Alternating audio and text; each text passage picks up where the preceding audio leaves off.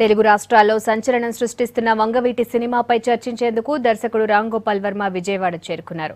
Airport నుంచి వర్మ వెళ్లే దారిలో సెక్యూరిటీని కూడా టైట్ చేశారు. సినిమా, కథ, పాత్రల తీరుతెన్నులు, బెజవాడ రాజకీయ వ్యవహారాలపై ఆయన నగరంలోని రాజకీయ ప్రముఖులు, వారి కుటుంబ సభ్యులతో చర్చించబోతున్నారు. ఇవాళ వంగవీటి రాధ తల్లి రత్నకుమారితో వంగవీటి సినిమా కథపై డిస్కస్ చేయబోతున్నారు. రేపు దేవినేని నెహ్రూ కుటుంబంతో మాట్లాడాలని నిర్ణయించుకున్నారు. దీనికి సంబంధించి మరిన్ని వివరాలు మురళి విజయవాడ నుంచి అందిస్తారు. సినిమాకు సంబంధించినటువంటి చర్చలు నిర్వహించేందుకు ఆ చిత్ర దర్శకుడు, డైనమిక్ డైరెక్టర్ రామ్ గోపాల్ వర్మ విజయవాడ చేరుకున్నారు. విజయవాడ నుంచి ఎయిర్పోర్ట్ నుంచి కూడా ఆయన భారీ ఊరేగింపుగా కూడా అభిమానులంతా కూడా ఆయన భారీ ఊరేగింపుగా తీసుకొస్తున్న పరిస్థితి కనిపిస్తుంది.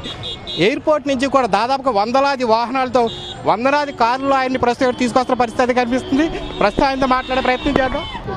రామ్ గోపాల్ వర్మ గారు వెళ్తున్నారు. కొద్దిగా సార్ చెప్పండి సార్, ఈరోజు విజయవాడ వస్తున్నారు, మీకు చాలా భారీ స్వాగతం పలికారు, ఎట్లా ఉంది? చాలా హ్యాపీగా ఉందండి. ఎందుకంటే నేను ఆల్రెడీ నా ట్విట్టర్లో కూడా చెప్పాను, నా విజయవాడ అనేది నా పుట్టిల్లు లాంటిదని. మోస్ట్ ఇంపార్టెంట్ సబ్జెక్ట్, నా most important film of my career. అంటే ఈ సినిమా ఈ 2 రోజులు మీరు ఏం చేయబోతున్నారు? ఇక్కడ ఎవరెవరిని కలవబోతున్నారు? అది నేను చెప్పలేదు. కలిసిన తర్వాత చెప్తాను. మొత్తం ఎన్ని రోజులు ఉంటారు విజయవాడ? 2 days ఉంటాను. 2 days. నెక్స్ట్ మొత్తం మీద అంటే ఓవరాల్గా మీరు ప్రజలకు ఏం చెప్పబోతున్నారు? నేను చెప్తాను. ఇది మొత్తం మీద ప్రస్తుతానికైతే ఈరోజు ఇక్కడ వంగవీటి సినిమాకి సంబంధించి ఆయనకు లభించినటువంటి స్వాగతం చాలా ఆనందంగా, చాలా సంతోషంగా ఉందని చెప్తున్నారు.